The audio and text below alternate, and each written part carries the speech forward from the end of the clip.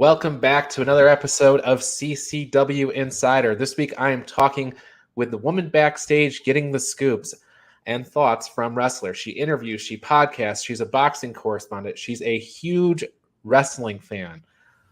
Lissy Almeida, welcome to CCW Insider. Thank you. Thank you for having me. Very excited to be here. Absolutely. And so first question, you're usually the person asking the question. So does flipping this around make you nervous or anything? You know what? I was kind of having a moment before because I'm like, wait, I don't have to do anything. I have to just show up and get asked questions. It's very odd to be on this side, but I'm going to do my best. I promise not to put you on the spot.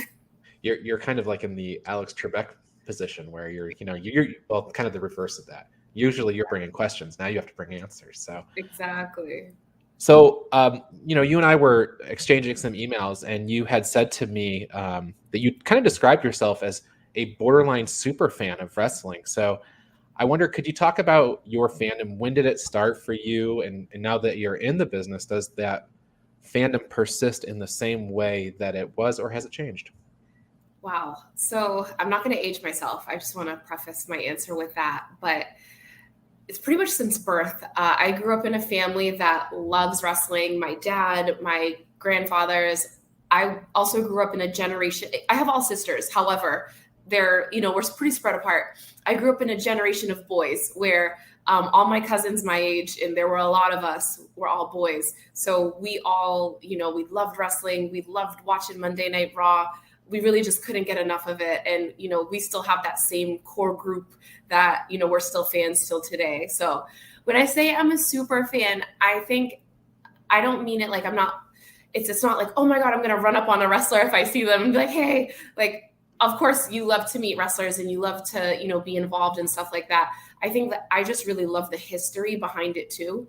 I started at a very young age, just reading up on just any magazine I could get a hold of, and as I got older, reading Wikipedia and the blogs and stuff like that, and really just kind of like understanding every wrestler has a different story of how they got into the business too. And I find that part of it, extremely interesting because we all took a different path to get to where we are. So I attend as many shows as I can. I'm originally from Boston, so very big wrestling town. Like I said, attend as many shows as I can. I now live in Miami. I, attend as many shows as I can too here. And that kind of led me to be able to, work with CCW, which, I'm really enjoying so far. Two big wrestling towns, really, Miami and Boston. The Night Center they've been doing shows for a long, long time. We had Bruce Owens on this show not too long ago, and he talked about the history of wrestling in Florida and whatnot, and his history, which is going back 50 years. So you don't have to date yourself there. You're not as old as him. We love Bruce. Yes, absolutely. And you talked about loving the history of wrestling. I do too. In fact, I know you have a podcast.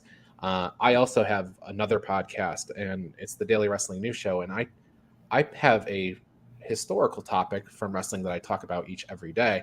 And your show, mainly wrestling, does something similar. I mean, you talk about a show from ages ago sometimes. Yeah. Can you talk about how did the idea for that come about, and how do you know your co-hosts and everything? Yeah, it's a really weird way to They're not from Boston. People. They're not from Boston. They're actually not even from the U.S. So my two co-hosts, Jack and John, who's my JJ, they're actually from Gibraltar. Well, they're not from Gibraltar. They live in Gibraltar. They're from the UK. Jack runs a few different wrestling pages, and we kind of just became friends online, like through Instagram. Most notably, No Context Flair. So I think, we share a lot on there. And he's a big fan of 80s wrestling. I'm a big fan of, 80s and 90s wrestling. And obviously wrestling today too. But we kind of just got together, and he asked me if I wanted to, do a spot on their show when they were starting the show together last year. And, I was kind of that. They did like 1 or 2 episodes without me, and then they brought me in, and I was, we kind of just hit it off. Like we really meshed really well together. And just the concept of keeping that wrestling history alive, right? We grew up, again, not dating myself, but growing up in the 90s, we got to see a lot of historic moments in wrestling. And I think a lot of people, just don't know all the history and don't know, okay, well, this is who they are today, but this is who they were yesterday and the day before. So us being able to just go back and visit wrestling from the 80s and the 90s and kind of just get that, it's that feel good time too, right? Where you get to look back on your childhood and be like, okay, well, 25 years ago today, Ric Flair did this, or 25 years ago today, Shawn Michaels did this, or Bret Hart did this, and you're just like, oh my God, like you remember just watching it live, or where you were, or going to school the next day and talking to your friends about it. And it's just, it just warms your heart a little bit. It does. And you have the benefit of, the years that followed as well. When you go look back on something, you have all this time that has elapsed and what they did from there, Do you have a favorite episode that you've done? Oh, I don't know. I think maybe the episode that kind of sticks out the most to me is when Scott Hall passed away, we did a series of tributes to him. And growing up, Scott Hall was one of my absolute favorite wrestlers. He's actually the very first wrestler I ever met. I remember like my dad took me and my sister to some meet and greet at like a department store, and we met him, and it was just the coolest thing ever. So that was one of the ones that really touched me, and obviously a big loss to the wrestling business. Oh, for sure. Okay, so one of the things that you also told me when we were exchanging emails, you have another gig as a boxing correspondent. What does that even mean? Yeah, so it's actually funny. So I feel like one small change in your life just brings so many other opportunities. So doing my podcast with Jack and JJ, some connections that I was able to make through them led me to, be able to start doing some boxing corresponding.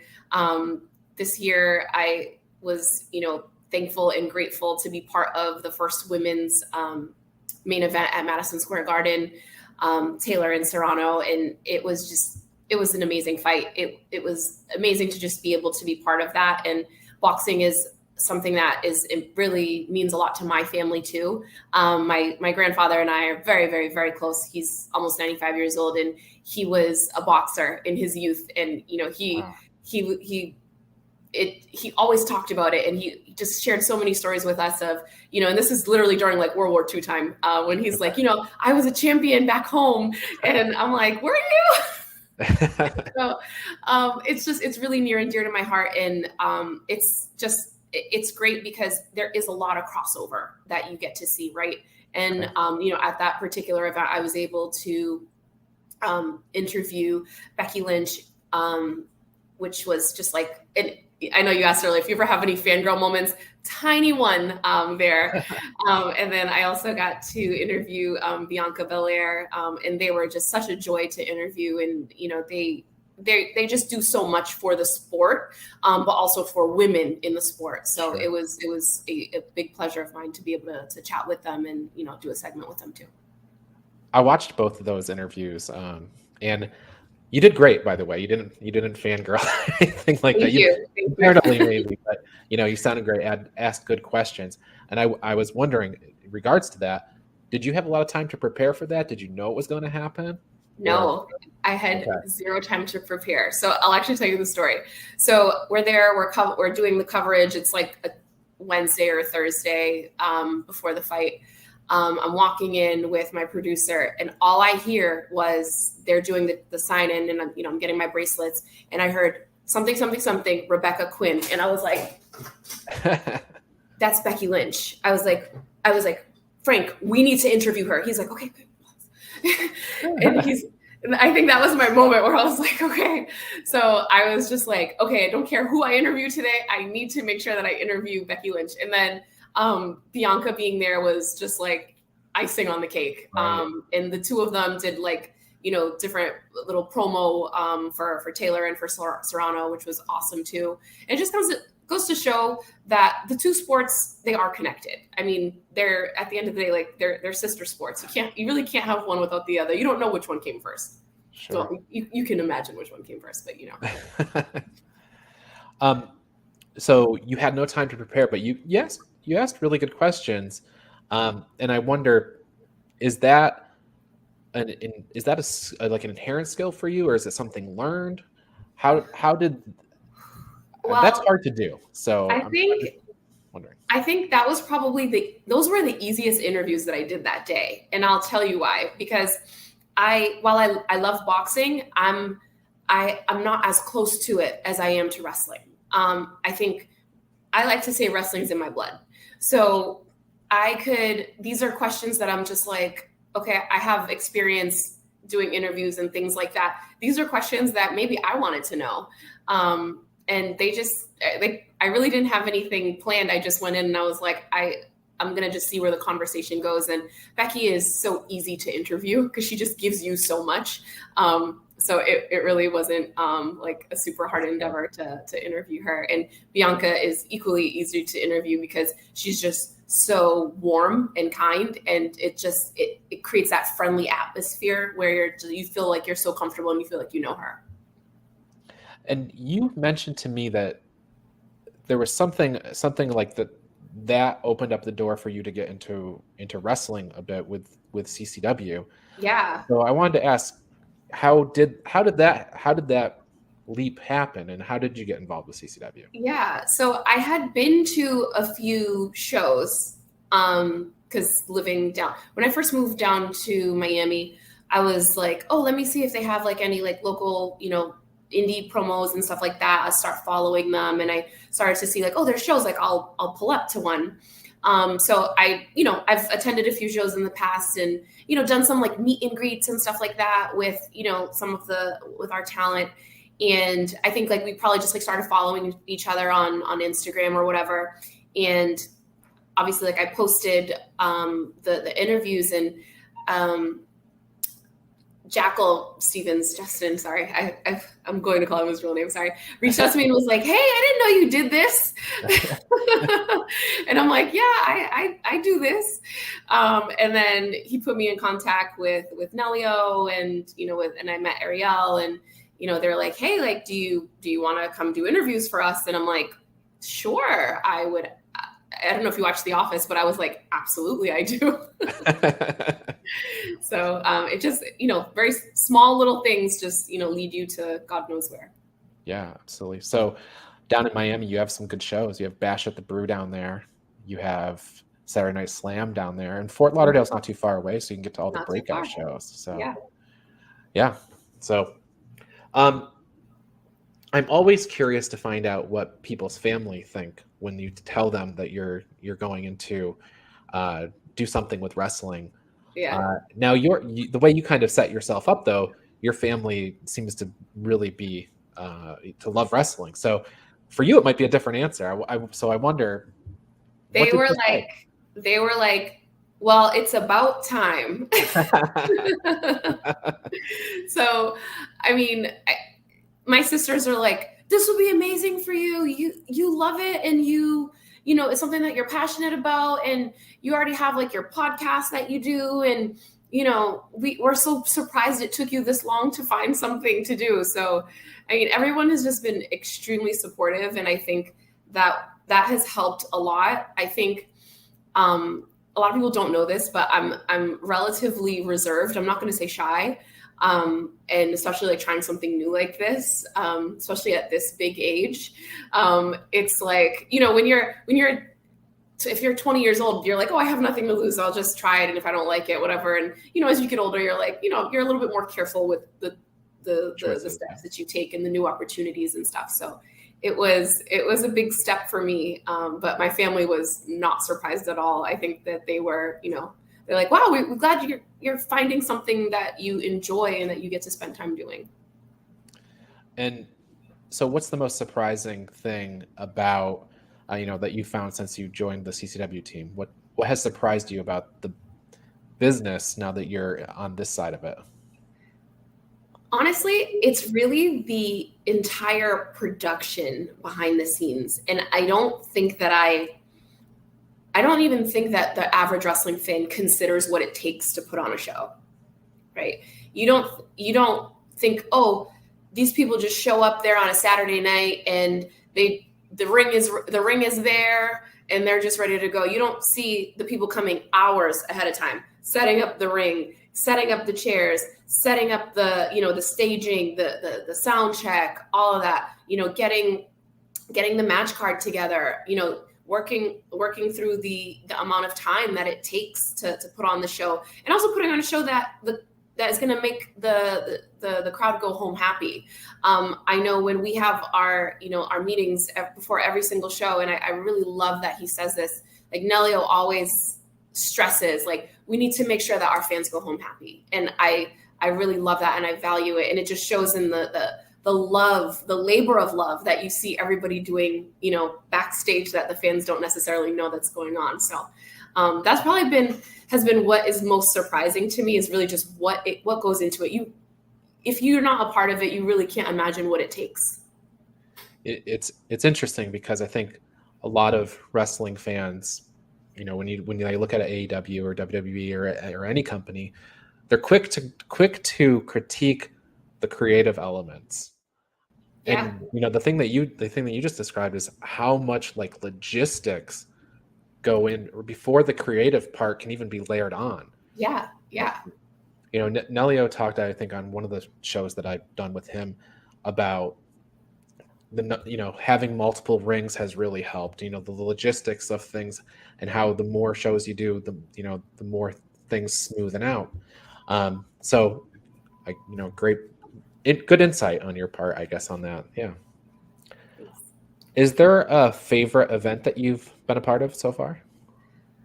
I would have to say, it's tough.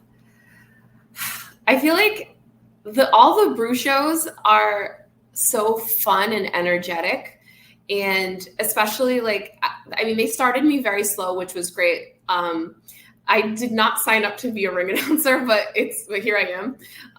They were like, "Hey, I know we brought you in to do interviews, but you want to ring announce for the pre-show?" And I was just like, "Sure." Obviously, you're not going to say no, right? Right. Meanwhile, I'm like getting ready to pass out. But I think just all of the brew shows, just the crowd is just so energetic, and you can see why people get addicted to being part of the business, because we just have such good fans that they really appreciate. You can tell that they really appreciate the work that the wrestlers do, to put on a good show for them. And I think that's probably, the venue the venue dictates that for whatever reason, right? I think probably one of the craziest shows that I've been a part of is when Ariel won the championship. I went home that night with beer all in my hair and all over my clothes. So that show definitely sticks out. That's funny. The fans were, it's heat, brother. Yeah. They definitely were into it that night, and we felt it.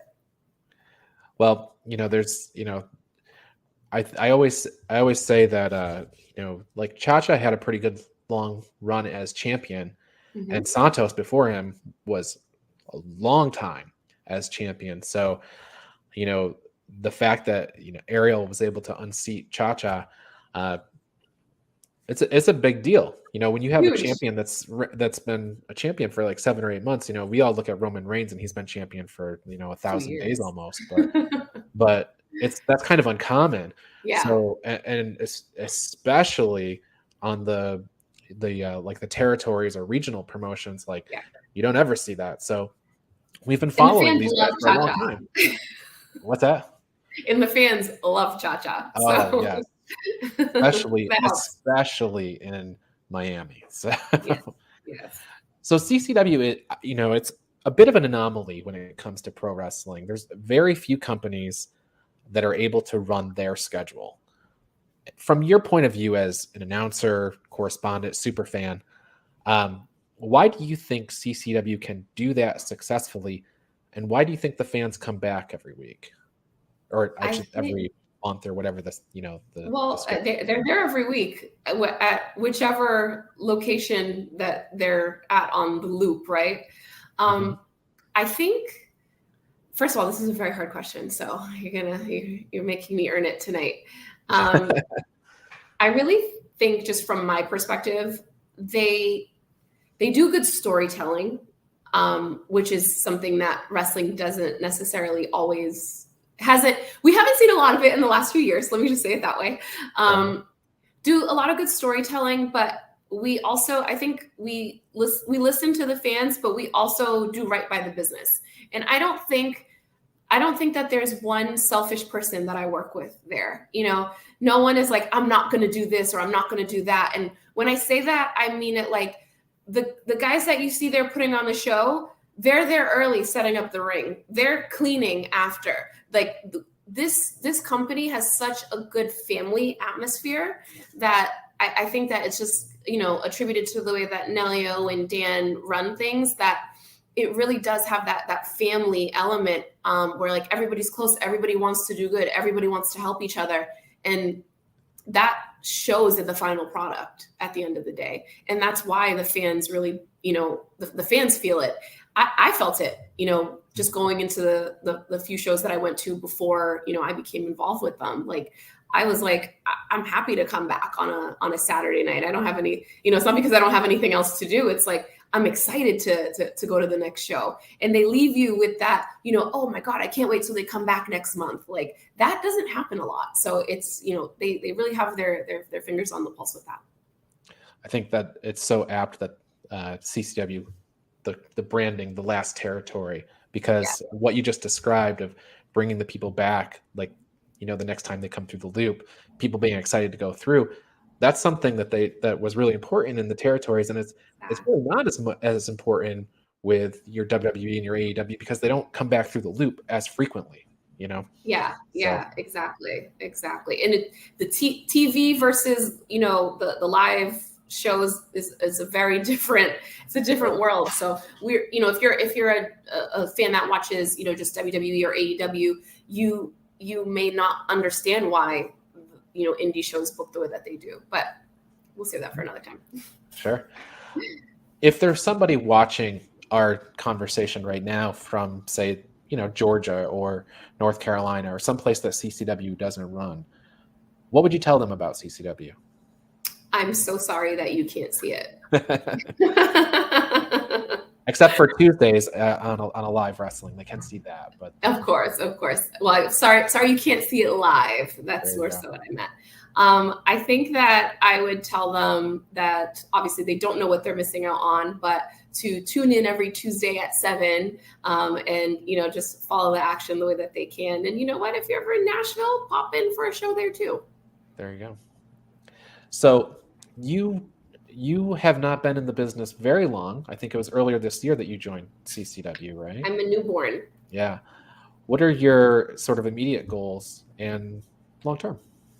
You know what? A lot of people ask me this, just personally. And I think the way that I approached this was just with such, an open concept and just a blank slate, right? I know what I don't know, which is great. So every time that I do a show, I learn so much. And every time I do a show, I gain more confidence and I gain more experience. And I'm really lucky to be working in an environment where everyone is just so supportive. And I get a lot of, Lissy, you did great. Lissy, you did great. And, very, very, very positive. So I want to say sky is the limit, right? I want to go as far as I can. I don't know what that is today, but I'm just so happy and just enjoying just being involved that, you don't want to put the cart before the horse. You just want to, just taking it one show at a time. If people haven't seen you do an interview or ring announce yet, is there a particular interview that you would send them to go see? Ooh, I love all of the interviews that I do with Dr. Eric Christopher and Agony. I mean, I like looking back on them, they're hilarious. I mean, Agony is breathing on my neck, and it is literally, like, I'm not kidding when I do those interviews. It is the most uncomfortable 60 seconds of that.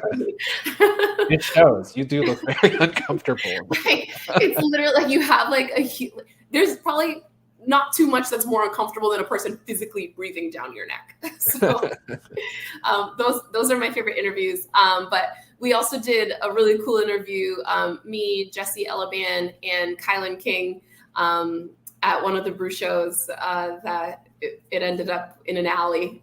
So that's probably one of the ones that sticks out as my favorite. All right. Well, I want to thank you so much for doing the show with us this week. Anything else that you want to tell people, or at least tell people where they can go get your podcast? Oh, yes, of course. Please like, subscribe, follow Mainly Wrestling on YouTube, Twitter, Instagram, all the above. All right. Well, again, thank you so much. Thanks for having me. You have been watching CCW Insider, produced by Minutes to Bell Time in association with Coastal